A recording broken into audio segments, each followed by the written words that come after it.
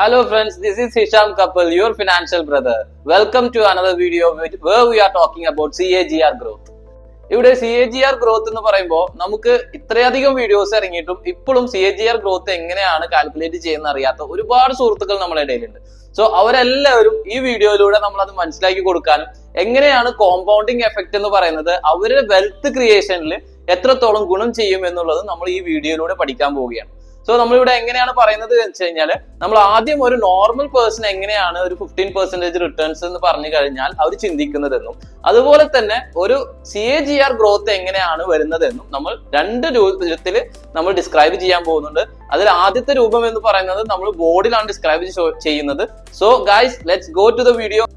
SIP ആണ് നമ്മളിവിടെ കാണിക്കാൻ പോകുന്നത്. 8,000 റുപ്പീസ് 30 ഇയേഴ്സിലോട്ട്, അതായത് 360 മന്ത്സിലോട്ട് ഒരാൾ ഇൻവെസ്റ്റ് ചെയ്യുകയാണെങ്കിൽ എത്രയായിരിക്കും അവരുടെ ഇൻവെസ്റ്റഡ് എമൗണ്ട് എന്നുള്ളതും അവർക്ക് കിട്ടുന്ന റിട്ടേൺസ് ഒരു നോർമൽ പേഴ്സൺ ആയിരിക്കും ചിന്തിക്കുമ്പോൾ നമുക്ക് കിട്ടുന്നതുമാണ് നമ്മളിവിടെ പറയാൻ പോകുന്നത്. സോ 96,000 റുപ്പീസ് എന്ന് നിങ്ങൾക്ക് ഇവിടെ കാണാൻ കഴിയും. ഇത് 12 മന്ത്സിലോട്ട് 8,000 റുപ്പീസ് ഇൻവെസ്റ്റ് ചെയ്താൽ കിട്ടുന്ന എമൗണ്ട് ആണ് ഈ 96,000 എന്ന് പറയുന്നത്. അത് നമ്മൾ 30 വർഷത്തേക്ക് കാൽക്കുലേറ്റ് ചെയ്യുന്നു. അങ്ങനെ വരുമ്പോൾ നമുക്ക് 28,08,000 റുപ്പീസ് എന്ന് പറയുന്ന വലിയൊരു ഇൻവെസ്റ്റഡ് എമൗണ്ട് നമ്മൾ 30 വർഷക്കാലത്തേക്ക് നമ്മൾ ഇൻവെസ്റ്റ് ചെയ്താൽ നമുക്ക് കിട്ടുന്ന എമൗണ്ട് ആണ് ഇവിടെ കാണിച്ചിട്ടുള്ളത്.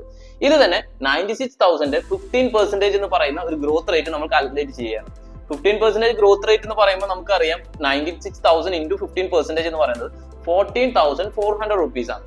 ഇവിടെ 14,400 റുപ്പീസ് എന്ന് പറയുന്നത് ഒരു 30 ഇയേഴ്സിലോട്ട് നമ്മളിവിടെ ഇൻറ്റു മൾട്ടിപ്ലൈ ചെയ്ത് കാൽക്കുലേറ്റ് ചെയ്ത് വെച്ചിരിക്കുകയാണ് ഈ കാണുന്ന 4,32,000 എന്ന് പറയുന്നത്. സോ ഞാനിവിടെ വീഡിയോയുടെ തുടക്കത്തിൽ തന്നെ പറഞ്ഞതുമാതിരി ഇതൊരു നോർമൽ പേഴ്സൺ ആണ് കാൽക്കുലേഷൻ ചെയ്യുന്നത് എങ്കിൽ അവരെന്തായിരിക്കും ചെയ്യുന്നത്?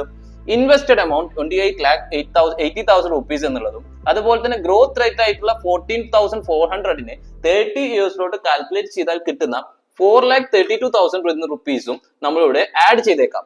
So as a normal person അദ്ദേഹത്തിന് കിട്ടുന്ന റിട്ടേൺസ് എന്ന് പറയുന്നത് 33,12,000 രൂപയാണ് എന്നാണ് നമ്മൾ ഇവിടെ കാണിച്ചിട്ടുള്ളത്. നമ്മൾ ബോർഡിൽ കണ്ട മാതിരി 33,12,000 റുപ്പീസ് ആണോ ആക്ച്വലി ഒരു SIP റിട്ടേൺസ് എന്ന് പറയുന്നത്? ഒരിക്കലും അല്ല. നമുക്കറിയാം അതൊരു നോർമൽ പേഴ്സൺ ചിന്തിക്കുന്നതും അത് എങ്ങനെയാണ് അദ്ദേഹം കാൽക്കുലേറ്റ് ചെയ്യുക എന്നുള്ളതാണ് നമ്മൾ അവിടെ കാണിച്ചത്. ആക്ച്വലി ഒരു SIP കാൽക്കുലേറ്ററിൽ പോവുകയും SIP റിട്ടേൺസ് എത്രയാണെന്ന് കാൽക്കുലേറ്റ് ചെയ്യുകയും ചെയ്ത് കഴിഞ്ഞാൽ നിങ്ങൾക്ക് കാണാൻ കഴിയും വലിയൊരു ഹ്യൂജ് എമൗണ്ട് ആണ് നമുക്ക് കാണാൻ പറ്റുന്നത്. ആ ഹ്യൂജ് എമൗണ്ട് നമുക്ക് വലിയൊരു വെൽത്ത് ക്രിയേറ്റ് ചെയ്ത് തരികയും ആ വെൽത്ത് കോർപ്പസ് എമൗണ്ട് ആയി നമ്മളുടെ ഫിനാൻഷ്യൽ സ്റ്റെബിലിറ്റിക്ക് തന്നെ വലിയൊരു മുതൽക്കൂട്ടാവുകയുമാണ് കാണുന്നത്. സോ ഒരു SIP കാൽക്കുലേറ്റർ പോവുകയും അതെങ്ങനെയാണ് പെർഫോം ചെയ്യുന്നത് എന്ന് നമുക്ക് മനസ്സിലാക്കുന്നതിനായി സ്ക്രീൻ പ്രസന്റേഷനിലേക്ക് പോകാം. ഇവിടെ എക്സൽ ഷീറ്റിൽ നമ്മൾ കാണിച്ചിട്ടുള്ളത് ഒരു SIP കാൽക്കുലേറ്റർ ആണ്.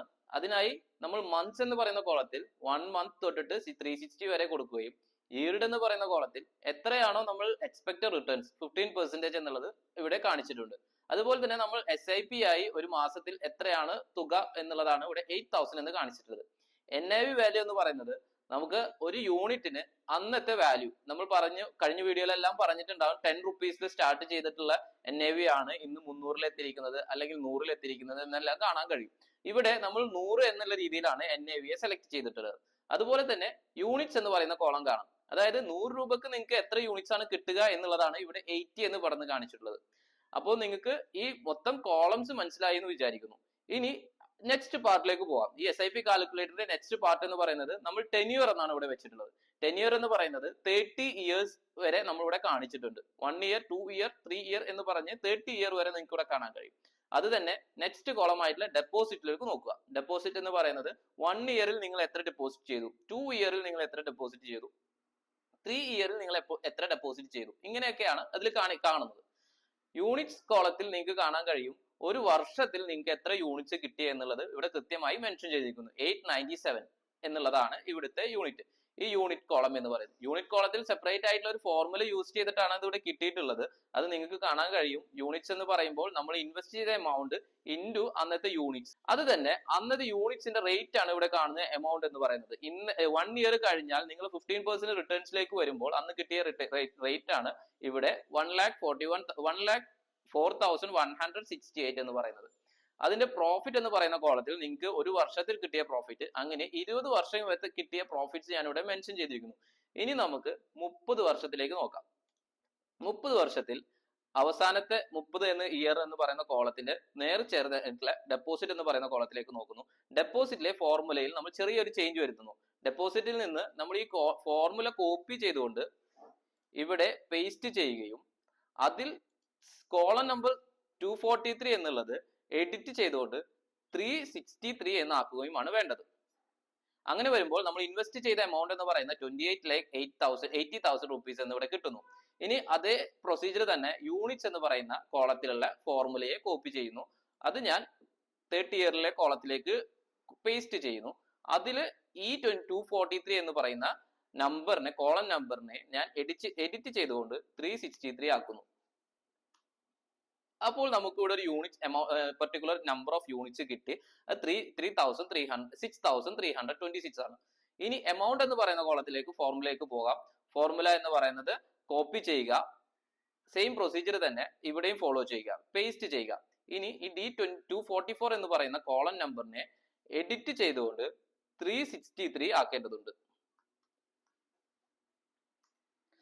ഇവിടെ നിങ്ങൾക്ക് ഒരു എമൗണ്ട് കിട്ടി, 5,53,86,236 എന്ന് പറയുന്നത്. ഇനി പ്രോഫിറ്റിലേക്ക് വന്നു കഴിഞ്ഞാൽ അതേ പ്രൊസീജിയർ തന്നെ ഫോളോ ചെയ്യുക. ഇവിടെ നമ്മൾ ഓരോ കോളത്തിലും നമ്മൾ ഫോർമുല അപ്ലൈ ചെയ്തിട്ടുള്ളത് കൊണ്ടാണ് പ്രൊസീജിയർ എല്ലാം വളരെ എളുപ്പത്തിൽ നിങ്ങൾക്ക് കാണാൻ കഴിയുന്നത്. ഞാനിത് വീഡിയോയുടെ ലെങ്ത് കൂടാതിരിക്കാൻ വേണ്ടി മാത്രം ഈ ഫോർമുലാസ് എല്ലാം മുൻകൂട്ടി ചെയ്തു വെച്ചതാണ്.